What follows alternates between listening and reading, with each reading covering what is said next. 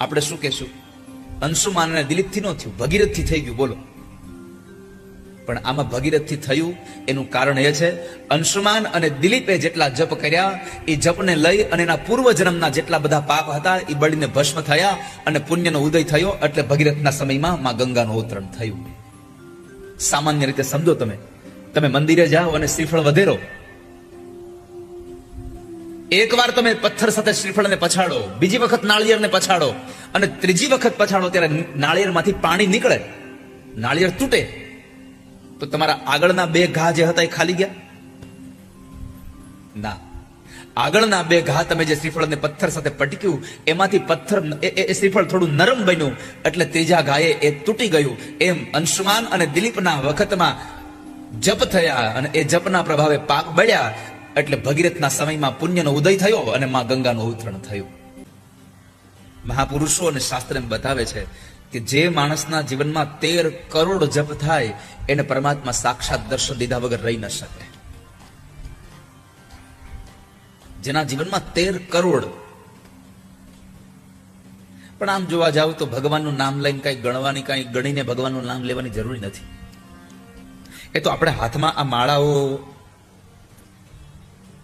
અથવા તો હમણાં આ આધુનિક યુગમાં બહુ બધી પદ્ધતિઓ આવી ગઈ છે. પેલું ટક થયું કાઉન્ટર,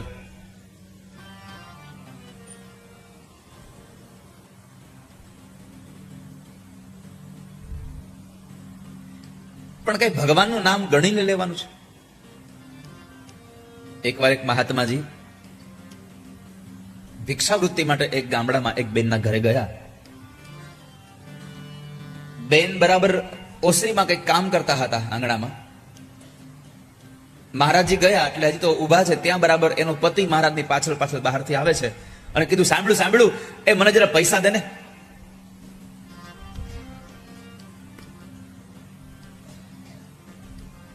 પેલા બેને પૈસા લઈને આપ્યા. મહારાજજી ઉભા જુએ છે. પતિએ પૂછ્યું, તે ગણ્યા કેટલા છે? તો કે ના, એ તમે આપ્યા તે મેં આપી દીધા તમને. ઓકે, પતિ નીકળી ગયો. એટલે પેલા મહારાજજીએ પૂછ્યું કે બેન, તે પૈસા માંગ્યા તારા ઘરવાળાએ, તો તે પૈસા ગણીને ના આપ્યા? તો કે મહારાજ, એ મારા ધણી છે, મારા ધણીને કઈ આપવું એમાં શું ગણવાનું હોય, એનું જ છે બધું. એમ મહારાજે માળા મૂકી દી કે તું તારા ધણીને પૈસા ગણ્યા વગર આપી દેશો તો હું મારા ધણીને નામ જપ ગણ્યા વગર આપીશ આજથી. શું ભગવાનનું નામ ગણવાનું? બસ સતત એક ભાવ રહેવો જોઈએ, હું પ્રભુનું નામ લીધા કરું, ઈશ્વરનું નામ લીધા કરું. આ બધું તો માધ્યમ છે, કારણ કે આ હાથમાં હોય તો વળી પાછું આપણને યાદ આવે કે નામ લેવાનું છે.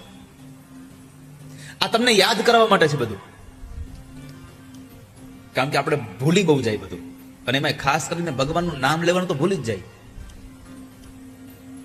કોઈકને બપોરે તમે પૂછો ને કે આજે 11 છે, અરે લે યાદ જ નથી મને. તો એમ નહીં કે હું ભૂખ્યો નથી રહી શકતો. આમાંથી કેટલા લોકો 11 રહીને આવ્યા છો આજે? યજમાન પરિવાર જ નહીં રહ્યા છો ને? પછી ખાલી ખોટી આંગળી ઊંચી કરતા નહીં હો. 11 નથી નિમિષાબેન,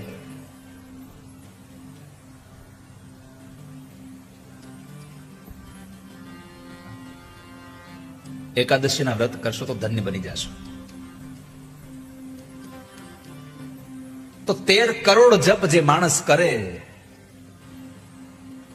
એને પ્રભુ સાક્ષાત દર્શન થાય છે. બીજું, જપ કરવા માત્રથી માણસના પૂર્વ જન્મના બધા જ પાપો બળીને ભસ્મ થાય છે. આ ભગવાન મહાદેવે પ્રચેતાઓને ઉપદેશ કર્યો છે.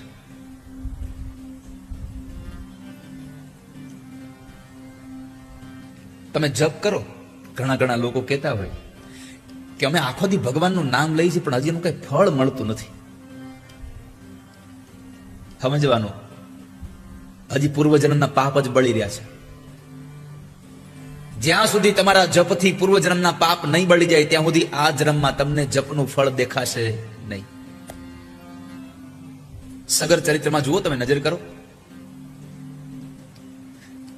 સગરના 60,000 પુત્રો કપિલ મુનિના ક્રોધાગ્નિથી બળીને ભસ્મ થઈ ગયા, મરી ગયા, રાખ થઈ ગયા. આનો ઉદ્ધાર કેમ થાય? આવું જયારે કપિલ ઋષિને મુનિને પૂછ્યું, તેને કહ્યું કે ગંગાનું અવતરણ થાય અને એ ગંગાનું જળ જો આના ઉપર ફરી વળે તો કદાચ આની મુક્તિ થઈ જાય. એટલે એ સગરના એ વંશમાં અંશુમાન નામના એક રાજા થયા. અંશુમાને માં ગંગાના અવતરણ માટે જપ કર્યા, પણ ગંગાનું અવતરણ ન થયું. અંશુમાનનો દીકરો દિલીપ, એને પણ માં ભગવતી ગંગાનું અવતરણ કરવા માટે બહુ તપ કર્યું, બહુ જપ કર્યા, છતાંય માનું અવતરણ ન થયું. અને એ દિલીપનો દીકરો ભગીરથ રાજાએ માં ગંગાનું પૂજન કર્યું, માં ગંગાની સ્તુતિ કરી, માં ગંગાને પ્રાર્થના કરી, માં ગંગાનું જપ કર્યું, અને પછી માં ગંગાનું અવતરણ થયું. આપણે શું કહેશું? અંશુમાન અને દિલીપથી ન થયું, ભગીરથથી થઈ ગયું. બોલો. પણ આમાં ભગીરથથી થયું એનું કારણ એ છે, અંશુમાન અને દિલીપે જેટલા જપ કર્યા એ જપને લઈ અને એના પૂર્વ જન્મના જેટલા બધા પાપ હતા એ બળીને ભસ્મ થયા અને પુણ્યનો ઉદય થયો. એટલે ભગીરથના સમયમાં માં ગંગાનું અવતરણ થયું. સામાન્ય રીતે સમજો. તમે મંદિરે જાઓ અને શ્રીફળ વધેરો, એકવાર તમે પથ્થર સાથે શ્રીફળને પછાડો, બીજી વખત નાળિયેરને પછાડો, અને ત્રીજી વખત પછાડો ત્યારે નાળિયેરમાંથી પાણી નીકળે, નાળિયેર તૂટે, તો તમારા આગળના બે ઘા જે હતા એ ખાલી ગયા? ના. આગળના બે ઘા તમે જે શ્રીફળને પથ્થર સાથે પટક્યું એમાંથી પથ્થર એ શ્રીફળ થોડું નરમ બન્યું એટલે ત્રીજા ઘાએ એ તૂટી ગયું. એમ અંશુમાન અને દિલીપના વખતમાં જપ થયા અને એ જપના પ્રભાવે પાપ બળ્યા એટલે ભગીરથના સમયમાં પુણ્યનો ઉદય થયો અને માં ગંગાનું અવતરણ થયું. તમે જ્યારે જ્યારે સંસારમાં તપ કરો, જપ કરો, ભગવાનનું નામ સ્મરણ કરો, અને છતાંય જો તમને કોઈ ફળ ન દેખાય તો સમજવું કે હજી પાપ બળ્યા નથી. પાપને બાળવા માટે ભગવાનના નામનો જપ કરીએ, ઈશ્વરના નામનો તપ કરીએ. મેં પેલા જ દિવસે કહ્યું હતું, કથામાં આવો ને ત્યારે ગૌમુખીને માળા લેતા આવું. અહીંયા બેઠા બેઠા રોજ ભગવાનનું સ્મરણ કરવું, ઈશ્વરના નામનો મહિમા ગાવો, પ્રભુને સાંભળવા, પ્રભુને યાદ કરવા.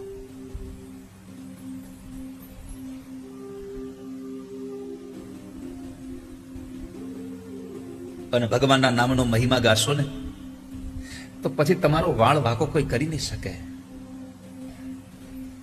જીતને તારે ગગન में उतने शत्रु हो,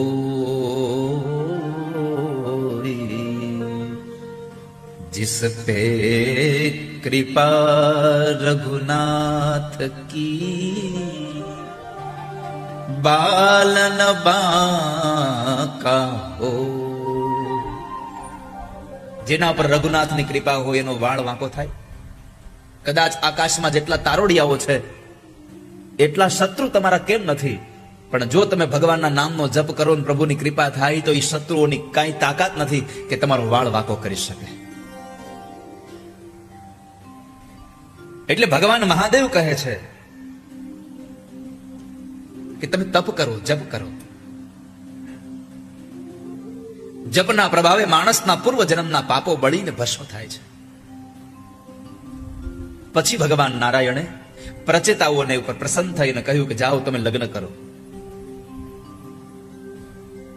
ગ્રહસ્થાશ્રમનો સ્વીકાર કર્યો, કારણ કે ગ્રહસ્થાશ્રમ એ બાધક નથી, ગ્રહસ્થાશ્રમ એ સાધક છે, સાધનાનો માર્ગ છે. બીજું કહ્યું, 2 સંતાન થયા પછી સંયમ પાળજો.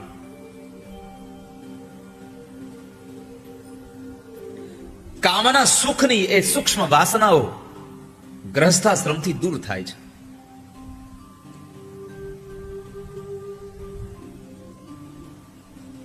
ભગવાન કહે છે તમે કામ કરો, હું તમારું રક્ષણ કરીશ.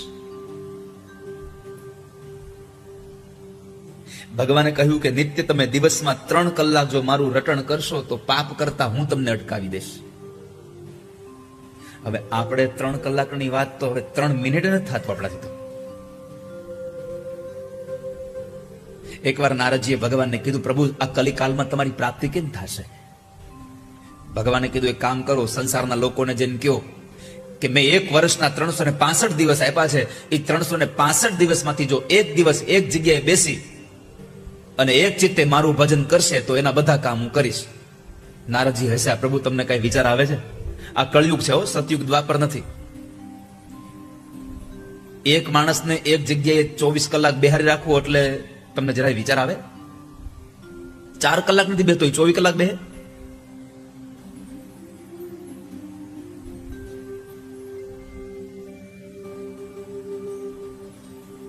કઈક થોડુંક સસ્તું કરો કઈક. ભગવાને કીધું નારદ તમે આટલું બધું આગ્રહ કરો છો, જાઓ 12 કલાક.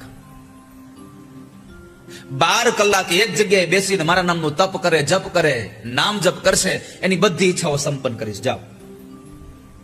પણ મન મારામાં રાખ્યો, મન જવા ન દઈ ક્યાંય. નારદજી કીધું પ્રભુ તમને 12 કલાક બોલવું સહેલું લાગે છે, પણ કળયુગનો માણસ 12 કલાક નો બેસી શકે. કઈક સસ્તું રાખો. ભગવાન કહે તો 6 કલાક રાખો. નારદજી કીધું કે 6 કલાક એનો હાલે, હજી કઈક નીચું કરો. ભગવાન કે 3 કલાક રાખો. નારદજી કે પ્રભુ હજી આટલું નહીં, થોડુંક વિચારો. ભગવાનને એટલું બધું આમ થયું ને ભગવાને કીધું જાઓ સંસારના લોકોને જઈને એક વાત કહી દો કે ગાયના શિંગડા ઉપર રાઈનો દાણો ટકે એટલી વખતે જો પવિત્ર ભાવ સાથે મારામાં મન લગાડે તો એની ઈચ્છાઓને સંપન્ન કરીશ. ઠાકોરજીને ખબર હતી કે આ કળયુગનો માણસ મંદિરમાં બેહીને મન પાછું ચપ્પલમાં રાખશે, લઈ નહીં જાય ને કો. મન મંદિરમાં, જીવ જોડામાં. વિચારતો રહેશે. ભગવાનને ખબર હતી કે ઈ હાથમાં માળા ફેરવશે. હટ પારો જટ પારો, તારા પછી મારો વારો.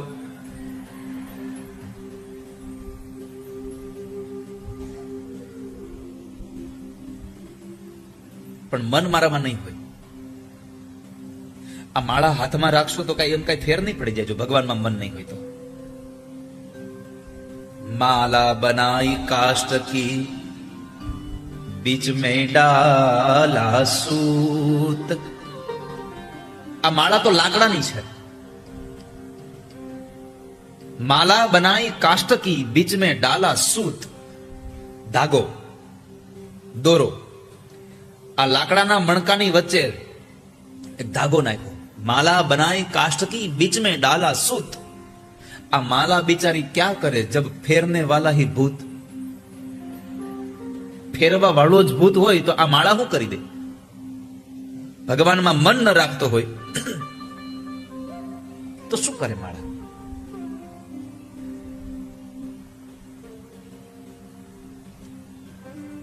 જેટલી વાર ભગવાનનું નામ લ્યો ને એટલી વાર પવિત્ર ભાવ સાથે મન પરમાત્મા જોડી દેવું.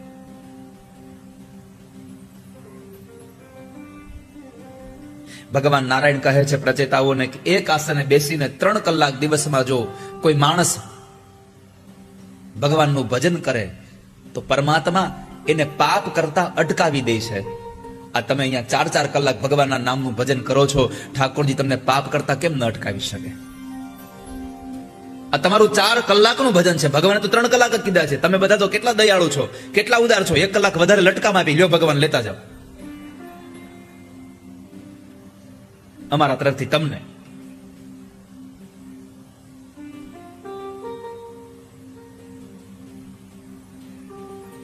અને કદાચ આ ભજન કરતા કરતા ક્યારેક કોઈકનું અહિત કરતા તમે રોકાવ નહીં, પણ ક્યારેક કોઈકનું અહિત કરવામાં તમને જરા ખટકો થાય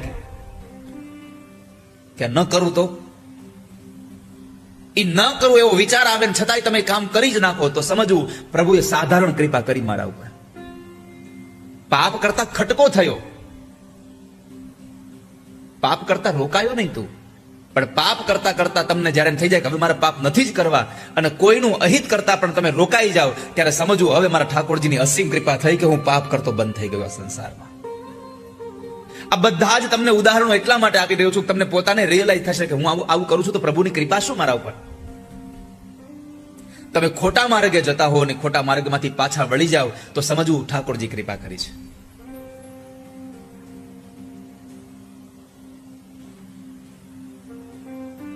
આ સંસારમાં પાપ ન કરો એનાથી મોટું પુણ્ય કોઈ નથી. પીપા પાપ ન કીજીએ પુણ્ય કિયો સો બાર. પાપ ન કરો તો 100 વખત તમે પુણ્ય કર્યા બરાબર છે. પીપા પાપ ન કીજીએ પુણ્ય કિયો 100 બાર.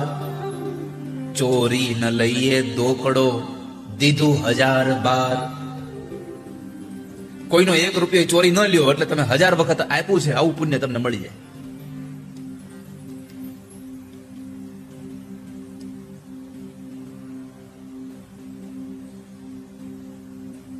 તો પ્રચેતાઓની કથા ભગવાન નારાયણ કહે છે, સંસારનો સ્વીકાર કરો અને લોભ છોડજો.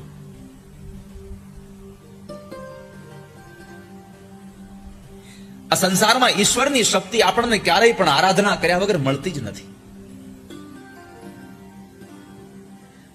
પ્રભુનું હોવાપણું તમને ત્યારે જ અનુભવ થાય કે જ્યારે તમે પરમાત્મા માટે તમે પોતે જ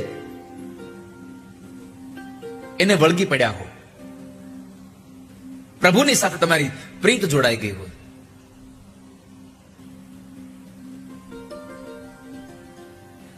આ સંસારમાં પરમાત્મા ક્યારેય પણ તમારી પાસે સંપત્તિ માંગતા નથી. પરમાત્મા કેવલ તમારી પાસે સમય માંગે છે. તું મને સમય આપ.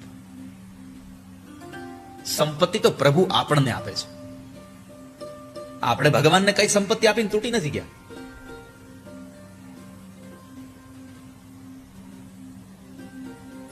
લોભને છોડજો, તમારી વૃત્તિઓને છોડી દેજો. અને આ સંસારમાં છેલ્લું વાક્ય તમને પ્રચેતાઓના સાથે ભગવાનનું વાક્ય કહું કે પરમાત્મા તમને જે કાંઈ આપે છે એમાં હર્ષ અને શોક કરવો નહીં કોઈ દિવસ. કારણ કે માણસને જે કાંઈ મળે છે બધું પ્રારબ્ધ પ્રમાણે મળે છે. ઘણી વખત આપણે કહેતા હોય ભાઈ પુરુષાર્થ કરે એટલે બધું મળે. જરૂર નથી પુરુષાર્થથી જ મળે. ક્યારેક ક્યારેક અમુક વસ્તુ તમને પ્રારબ્ધથી મળી જાય, અને ક્યારેક ક્યારેક કોઈ વસ્તુ પુરુષાર્થથી જ મળે, પ્રારબ્ધથી ન પણ મળે. તમારા હાથમાં એક પથ્થર આવે છે, એ પથ્થર હીરો છે, પણ જો એ પથ્થરને તમે કોઈ સાથે એરણ સાથે ઘસો નહીં તો એમાંથી હીરો પ્રગટ ન થાય. એમાં સંસારમાં 2 વસ્તુ યાદ રાખવી: ખાલી પુરુષાર્થ ઉપર પણ ન બેસી રહેવું, અને ખાલી પરમાત્માની કૃપા ઉપર પણ ન બેસી રહેવું. પુરુષાર્થ અને પરમાત્માની કૃપા 2 ભેગું થાય તો તમને હીરો મળે હાથમાં, નકર ન મળે. એટલે ભગવાન કહે છે, આ સંસારની ચિંતા છોડીને ભગવાનનું ભજન કરશો તો તમે નહીં ધાર્યું હોય એવું ફળ ઠાકોરજી તમને આપીને ઉભા રહેશે. સંસારની સંપત્તિમાં ક્યારેય લોભાશો નહીં. તમારું મન શુદ્ધ થઈ જાય તો સમજવું પ્રભુની કૃપા થઈ અમારા ઉપર.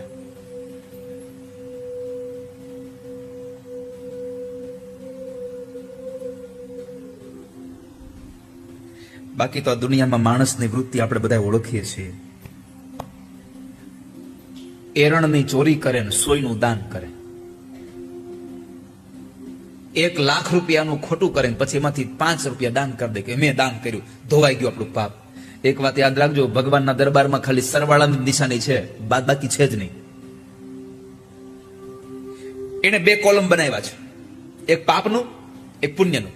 જેટલું પાપ કરશો એટલું આ રાઈમાં ઉભું રહેશે, અને જેટલું પુણ્ય કરશો એનું એના કોલમમાં. તમે એવું ન માનતા કે કાલે અમારાથી થોડું પાપ થઈ ગયું તો હાલો આજે પુણ્ય કરી નાખીએ એટલું પાપ ધોવાઈ જાય. ના ના ના, ત્યાં તો હિસાબ બરાબરનો જ જવાનો છે. એ તો ઘણા લોકો એવા છે 10% પાપ કરે, 5% પુણ્ય કરે, તો કે 5% તો પાપ ધોવાઈ ગયું. ભગવાનના દરબારમાં આવું નથી થવાનું.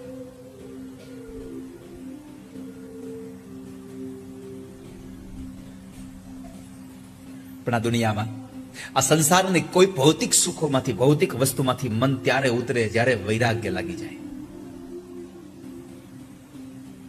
તમે કોઈ પણ વસ્તુનો ત્યાગ કરો ને, એ ત્યાગ લાંબો સમય ત્યાં સુધી ન ટકે જ્યાં સુધી તમને એમાં વૈરાગ્ય ન જન્મે.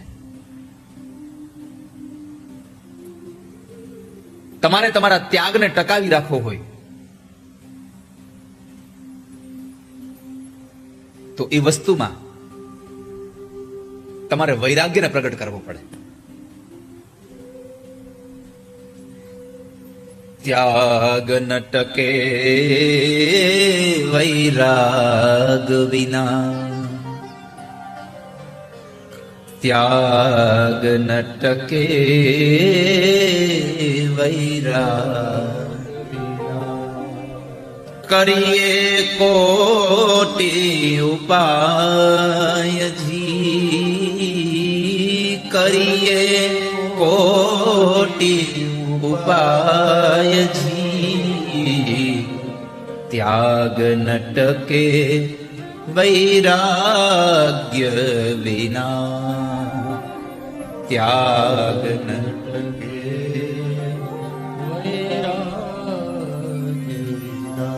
અંતરયુંડી ઈચ્છા રહે તે કેમ કરીને તજાય જી અંતર ઊંડી ઈચ્છા રહે તે કેમ કરીને ત્યજા.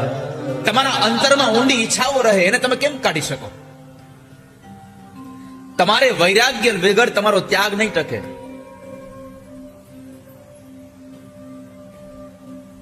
જે દિવસે તમને વૈરાગ્ય થઈ ગયો સમજો હવે ત્યાગ થઈ ગયો. બાકી ખાલી મોઢેથી કહેશો ત્યાગ ત્યાગ તો એ ત્યાગ નહીં થાય. ત્યાગ માટે માણસને વૈરાગ્ય પ્રગટ થવો જોઈએ.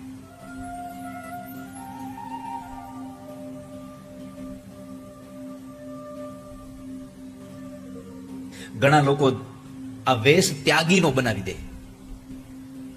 કપડાથી આમ આમ તમે જુઓ તો ત્યાગી જેવા લાગે, પણ અંદર તપાસો પછી ખબર પડે કે આના જેવો ભોગી કોઈ નથી બીજો. જિંદગીમાં સુખી થવું હોય તો મારી એક પ્રાર્થના છે, એક વેશવાળા બનો અને જે વેશ પહેરો છો એ જ અંદરથી હોવા જોઈએ. અંદર અને બહાર બે એકરખા હોવા જોઈએ. બસ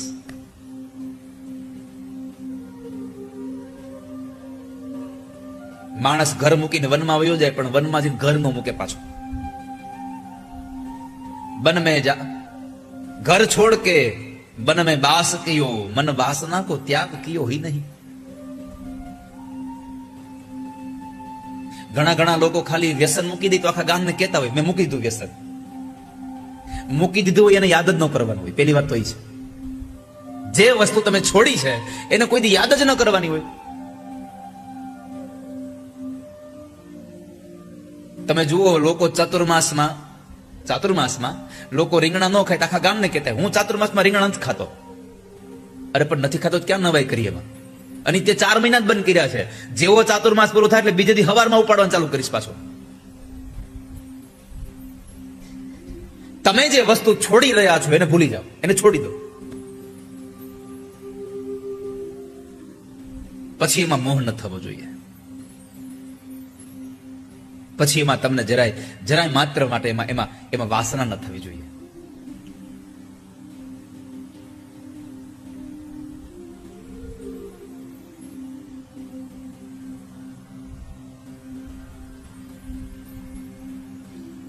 માણસ પોતાની વૃત્તિને છોડે. એકવાર રાંકા અને બાંકા એવા ભગવાનના અનન્ય ભક્ત બન્યા બે, જેને રંકા બંકા કહે છે. પતિ પત્ની છે, પણ સંસારમાંથી એવો વૈરાગ્ય લાગી ગયો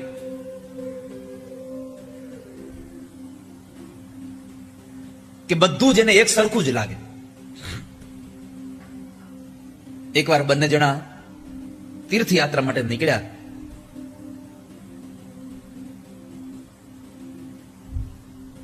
અને એમાં બરાબર પતિ આગળ હાલતો હતો.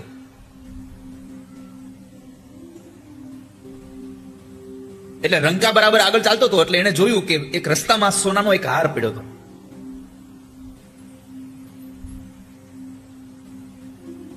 એમના પત્ની બંકા પાછળ હલાવતા હતા. આમણે જલ્દીથી એક ખાડો કરીને એમાં એ હાર નાખી અને માથે ધૂળ વાળતા હતા. આને વિચાર આવ્યો કે કદાચ સ્ત્રી છે, માંડ કરીને એને આટલો વૈરાગ્ય થયો છે, આ કદાચ આવું ધન જોઈ જાય તો એની દ્રષ્ટિ બગડી જાય, એની વૃત્તિ બગડી જાય. એટલે એમણે તરત જ હાર ઉપર ધૂળ મીંડા નાખવા. એ સમય દરમિયાન બરાબર એમના પત્ની પહોંચી ગયા. એટલે પત્ની કીધું શું કરો છો? તો કે છે કાંઈ નહીં, આ તો એક સોનાનો હાર પડ્યો હતો એટલે એના પર ધૂળ નાખું છું, કદાચ તારી દ્રષ્ટિ તારી વૃત્તિ બગડી ન જાય. પત્ની કીધું, ધૂળ પર ધૂળ હું નાખો છે એમાં? ધૂળ પર ધૂળ નાખવાથી શું ફાયદો? લંકાએ કહ્યું, ધન્ય થયો કે તું તો મારાથી 2 ડગલા આગળ નીકળી ગઈ. મને તો એમ થયું આ હોનું છે એટલે ઢાંકી દઉં, પણ તને તો એમ જ લાગે છે કે આ ધૂળ જ છે. ધૂળ અને સોનાને બેને એક સમજે ને સમજવું હવે વૈરાગ્ય લાગ્યો છે સંસારમાં. તો પ્રભુજી મળે.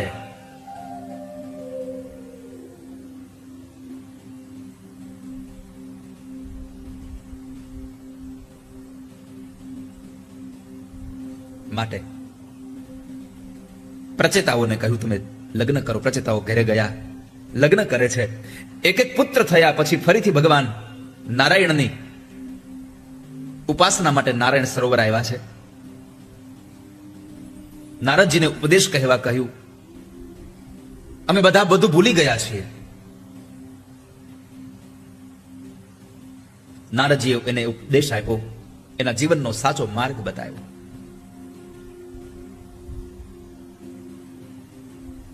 વિદુરજી મહારાજ કહે છે કે મૈત્રી મુનિ, હું પણ આ સંસારમાં પુરંજન છું, જે ભગવાનથી જુદો થયો છું, ઈશ્વરથી અલગ થયો.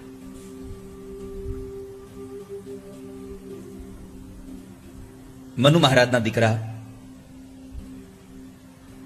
પ્રિયવ્રતની કથા છે, જેણે બ્રહ્માજીના કહેવાથી સંસાર સ્વીકાર્યો. જેમને સંસાર સ્વીકારવો જ નહોતો, પણ બ્રહ્માએ કહ્યું કે તમે સંસાર સ્વીકારો. સંસાર એ ષડ રિપુને જીતવા માટેનો કિલ્લો છે. વિશ્વકર્માની દીકરી બૃહસ્પતિ સાથે લગ્ન કર્યા. 10 દીકરાઓ થયા, 1 દીકરી થઈ ઉર્જસ્વતી. 3 દીકરાઓ વિરક્ત બન્યા અને 7 દીકરાઓને એક દીપનું રાજ્ય આપ્યું છે. એમાં જંબુદ્વીપના રાજા જે આગ્રદ્ર થયા, એમને પૂર્વચિતિ નામની અપ્સરાથી નાભી નામનો દીકરો થયો. એ નાભીનું મેરુની દીકરી મેરુદેવી સાથે લગ્ન થયું અને એમણે બંને જણાએ ભેગા થઈ યજ્ઞ દ્વારા પરમાત્માનું યજન કર્યું. અને પરમાત્માના યજન દ્વારા એ નાભીને ત્યાં પરમાત્માના અંશાવતાર એવા સ્વયં ભગવાન ઋષભદેવજી મહારાજનું પ્રાગટ્ય થયું છે. ઋષભદેવજી મહારાજ પ્રગટ થયા છે.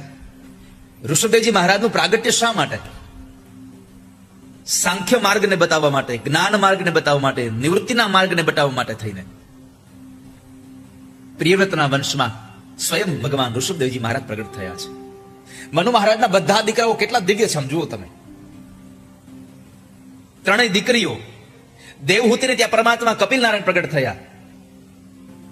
આકુતિને ત્યાં ભગવાન યજ્ઞનારાયણ પ્રગટ થયા. પ્રસૂતિને ત્યાં માં ભવાની પોતે પ્રગટ થયા સતી. ઉત્તાનપાદને ત્યાં ભગવાનનો ભક્ત ધ્રુવ પ્રગટ થયો. અને પ્રિયવ્રતના વંશમાં સ્વયં ઋષભદેવજી મહારાજ પોતે પ્રગટ થયા.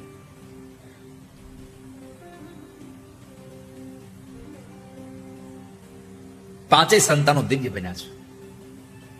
ઋષભનો અર્થ છે સર્વથી શ્રેષ્ઠ. ભગવાને પોતાની શ્રેષ્ઠતા સિદ્ધ કરી છે. જૈન સંપ્રદાયના 24 તીર્થંકરો આવે છે, એમાં સૌથી પહેલું તીર્થંકર એટલે ઋષભદેવજી મહારાજ. મેં ઘણી વખત કથાઓમાં કહ્યું છે, સંપ્રદાયો એટલે એક વૃક્ષના થડની અલગ અલગ ડાળીઓ છે. આપણા ગળામાં પહેરેલો હાર, કાનમાં પહેરેલી બુટીઓ, નાકમાં પહેરેલી નથડી, હાથમાં પહેરેલા કંગન, પણ આ બધાને જો તોડી નાખવામાં આવે ને એને ઓગાળી નાખવામાં આવે, ગાળી નાખે, હોની ક્યાં ગયો? તાણે જ બધા વ્યાજે છે.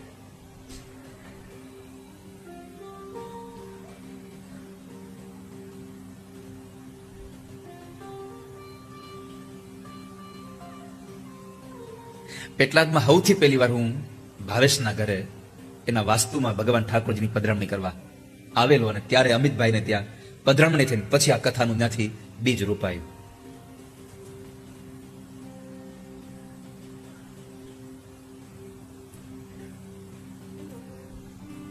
તમે બધાએ જે ઘરેણાઓ પહેર્યા છે એના નામ અલગ અલગ છે, પણ એ બધાને જો આમ ગાળી નાખવામાં આવે, અગ્નિમાં ઓગાળવામાં આવે તો અંતે પાછું હોનું થઈ જાય. એમ આ સંસારમાં, પૃથ્વીમાં જેટલા સંપ્રદાયો છે એ બધા જ અંતે તો સનાતનમાંથી જ બધા નોખા પડ્યા છે, સનાતનમાંથી જ બધા અલગ અલગ ડાળીઓ થઈ છે. દરેકે દરેક સંપ્રદાયના લોકોને એટલું યાદ રાખવું જોઈએ કે આ ભારત વર્ષમાં એકમાત્ર જો કોઈ થડ હોય તો સનાતન છે. આપણે સનાતનની ડાળીઓ છીએ બધા.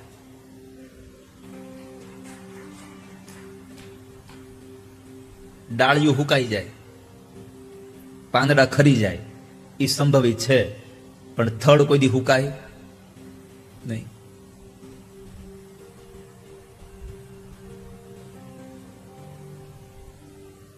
સનાતનના મૂળમાં પાણી રેડા કરો, બધી જ સંપ્રદાયની ડાળીઓને પોષણ મળ્યા કરશે. આ દુનિયામાં ક્યારે તમે જોયું કે તમારા ઘરે આંગણામાં એક વૃક્ષ હોય, તમે બધી ડાળીને અલગ અલગ પાણી પાયું?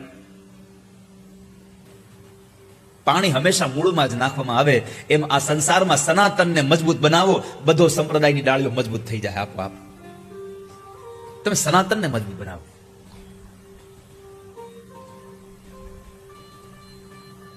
તો શ્રેષ્ઠતા એટલે ઋષભ એટલે શ્રેષ્ઠ. જ્ઞાન માર્ગ, સાંખ્ય અને નિવૃત્તિનો સમય બતાવવા, નિવૃત્તિના માર્ગને બતાવવા માટે જેનું પ્રાગટ્ય થયું છે. ગુરુ ગૃહે ભણવા ગયા, ગુરુ પરંપરાનું જતન કર્યું. ભગવાને પણ બતાવ્યું કે આ સંસારમાં જ્યારે હું અવતાર લઈને આવું, ત્યારે મારે માનવનું રૂપ લઈને આવું, ત્યારે મારે ગુરુ ગૃહે ભણવા જવું પડે છે. પાઠશાળાઓમાં ભણવા જવું પડે છે, હોસ્ટેલમાં રહેવું પડે, સ્કૂલોમાં જવું પડે.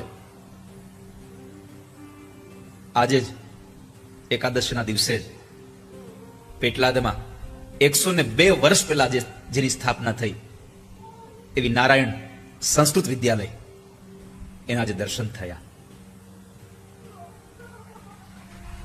તમને કદાચ ખબર નહીં હોય, તમને ખ્યાલ નહીં હોય, ભાગવત કથા આવે, ભાગવત કથા તમારી સામે કેટલા વક્તાઓના નામ આવે? જૂના વક્તાઓમાં સૌથી વધારેમાં વધારે ભાગવત કથા પ્રત્યે કોઈની આપણી નિષ્ઠા અને ભાગવતના વક્તા તરીકે આપણે સૌને આમ આમ આમ એકદમ વિચાર્યા વગર સ્વીકારી શકે એવા એક વક્તા એટલે પૂજ્યપાદ ડોંગરેજી બાપા. નામ સાંભળ્યું છે ડોંગરેજી મહારાજનું કોઈ? કેટલા લોકો પેટલાદ માર્યો છો? પેટલાદ વાળા હાથ છોકરો, તમે બધા ભાગ્યશાળી છો કે ભાગવતને ઘર ઘર સુધી અને લોકોમાં ભાગવત પ્રત્યેની નિષ્ઠા જગાડનાર એ પૂજ્યપાદ ડોંગરેજી મહારાજ પેટલાદની પાછળમાં ભણ્યા છે.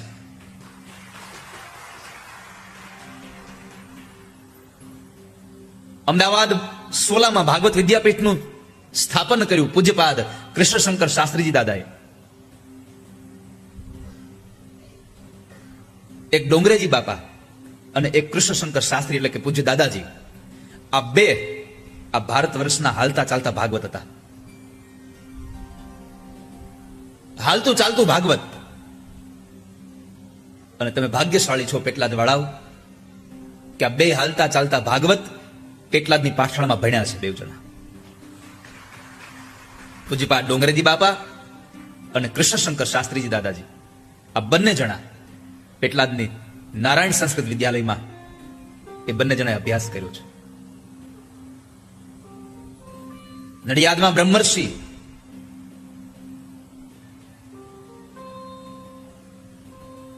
પદ્મશ્રી ડાયાભાઈ, જેણે બ્રહ્મર્ષિ વેદ વિદ્યા સંસ્કાર ધામની સ્થાપના કરી નડિયાદમાં, એ પણ પેટલાદમાં ભણ્યા છે. આ બધા મહાપુરુષો અહીંયા પેટલાદમાંથી તૈયાર થયા છે. તમે વિચાર તો કરો. અને આજે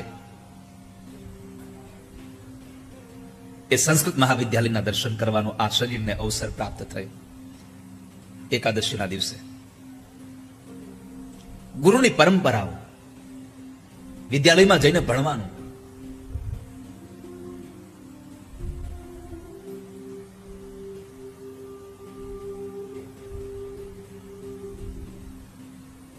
વેદ વિદ્યા સંપન્ન કરી બ્રહ્મચર્યાશ્રમ સમાપન કર્યો. ગ્રહસ્થાશ્રમનો સમય આવ્યો ઋષભદેવજી મહારાજને, અને એ ઋષભદેવજી મહારાજને ઇન્દ્રની દીકરી જયંતી સાથે લગ્ન કર્યા. ઇન્દ્રએ પોતાની દીકરી ઋષભદેવજીને આપી દીધી. કેમ? ઇન્દ્રએ ઋષભદેવજીના વિસ્તારમાં, એના એરિયામાં, એના રાજ્યમાં વરસાદ ન વરસવા દીધો. પણ દુષ્કાળ પડે એવી સ્થિતિ થઈ એટલે ઋષભદેવજી મહારાજે પોતાના તપોબળને લઈને એવી વૃષ્ટિ કરાવી કે વરસ એકદમ બરાબર પાક્યું. અને આ તપોબળને લઈ અને ઇન્દ્રને થયું કે આ પાત્ર બરાબર છે, એટલે પોતાની દીકરી જયંતીના લગ્ન એની સાથે કરી દીધા છે.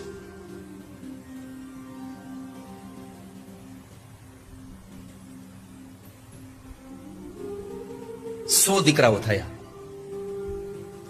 એમાંથી 81 દીકરાઓ કર્મકાંડી બ્રાહ્મણ બન્યા, 9 દીકરાઓ યોગેશ્વર બન્યા, 9 દીકરાઓએ રાજ્યનો માર્ગ લીધો, અને સૌથી મોટા દીકરા હતા એ ચક્રવર્તી રાજા ભરત બન્યા, જેના નામ પરથી આપણા દેશનું નામ ભરતખંડ પડ્યું છે. એ ચક્રવર્તી રાજા બન્યા. પણ મારે તમને અગત્યનો એક ઉપદેશ, અગત્યની વાત મારે તમને એ કહેવી છે. ઋષભદેવજી મહારાજ જયારે નિવૃત્તિના માર્ગ સુધી પહોંચ્યા અને જયારે સંસારને છોડી નિવૃત્તિના માર્ગે જતા હતા, ત્યારે એના બધા દીકરાઓને બેસાડ્યા. આપણે વ્યવહાર છોડવાના હોય તો શું કહીએ? દીકરાને શું દઈએ? આપણે આપણા 2-3 દીકરા હોય તો બેસાડીને કહીએ, બેટા આ ફલાણા ચેમ્બરમાં છે ને, ઈ ઓફિસ તારી. આપણે છોકરાઓને સંપત્તિ બાંટીએ છીએ. ઋષભદેવજી મહારાજે સંસ્કાર આપ્યા હતા, બેસો હું તમને શિખામણ આપું છું. દીકરાઓને સંપત્તિ ઓછી આપશો ને તો એમાં દુઃખી નહીં થાય, પણ સંસ્કાર ઓછા આપશો તો દુઃખી થયા વગર નહીં રહે.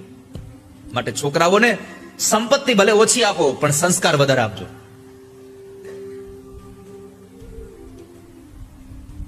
ઋષભદેવજી મહારાજે ઉપદેશ કર્યો, મહત સેવામ દ્વારમાહુર વિમુક્તે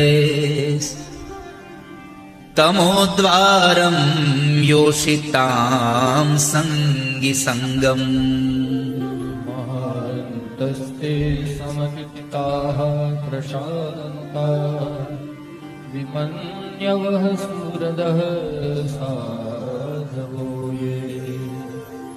સૌથી અગત્યની વાત કરી કે છોકરાઓ, મહાપુરુષોની સેવા એ મુક્તિનો દ્વાર ખોલે છે. માટે મહાપુરુષોના ચરણની સેવા કરજો. કામીઓનો સંગ નરકનું દ્વાર ખોલે છે. છોકરાઓ પ્રશ્ન કર્યો કે પિતાજી, મહાપુરુષ કોને કહેવાય? તો કહ્યું, જે સમાન ચિત્ત છે, બધાને એક સરખા ભાવથી જુએ છે. રાજા પણ એ જ ભાવથી અને રંક પણ એ જ ભાવથી જોવાની જેની દ્રષ્ટિ છે, એ મહાપુરુષ છે. બીજું, જે શાંત છે એ મહાપુરુષ છે. ત્રીજું, જે ક્રોધહીન છે એ મહાપુરુષ છે. મહાપુરુષને ક્રોધ ના આવે. અને એટલા માટે જ ભાગવતમાં 2 વ્યક્તિઓને પ્રશાંત કહ્યા છે, એક પ્રહલાદને અને એક સુદામાને. સ્થિતિ બદલાય પણ કોઈ દી અશાંત ન થાય એને પ્રશાંત કહેવાય. ત્યાર પછી કહ્યું, સર્વનો હિતચિંતક હોય એ મહાપુરુષ છે. અને છેલ્લે સદાચારથી સંપન્ન બનેલો હોય એ મહાપુરુષ છે. આવું ઋષભદેવજી મહારાજે એના દીકરાઓને કહ્યું. મહાન તસ્તે સમચિત્તાઃ પ્રશાંતા વિમન્યવઃ સુહૃદઃ સાધવો યે. મહાપુરુષ એ છે જે ક્રોધ વગરનો હોય, જેને ક્રોધ આવતો જ ન હોય કોઈ દિવસ, અને ઘણા કોઈ દી આઘો જાતો જ ન હોય. જઈ અડો ત્યારે એ ધગતો જ હોય. એને બોલાવ્યો ન થાય. ઘણા તમે જુઓ, બોલાવ્યા ન થાય. ગામના પાદરે ગામના ચોરે ચડીને બેઠા હોય, પગ ઉપર પગ ચડાવી નાખો, અને આપણે નીકળીએ અને કઈ બેઠા છો ને, તો હું કે ખબર, તું કે તો ઉભો થઈ જાવ. અરે દેતવા, તારે ઉભો નથી થવું. તો બે પૂછવું જ ન થાય. એક બાપા એના છોકરાને લઈને આમ ગામની બજારમાં નીકળ્યા. તો એક ભાઈ આમ હાલ્યો હતો એટલે પૂછ્યું કે દાદા, આ તમારો દીકરો? ના તમારો, લેતા જાઓ. અરે પણ પૂછે છે તને ખાલી, શું લેતા જાઓ? આપણને થાય આને હમણાં ચૂલામાંથી બહાર કાઢ્યો હશે. સતત માણસ ક્રોધમાં હળગતો હોય. ક્રોધ માણસના પુણ્યને ક્ષીણ કરી નાખે છે.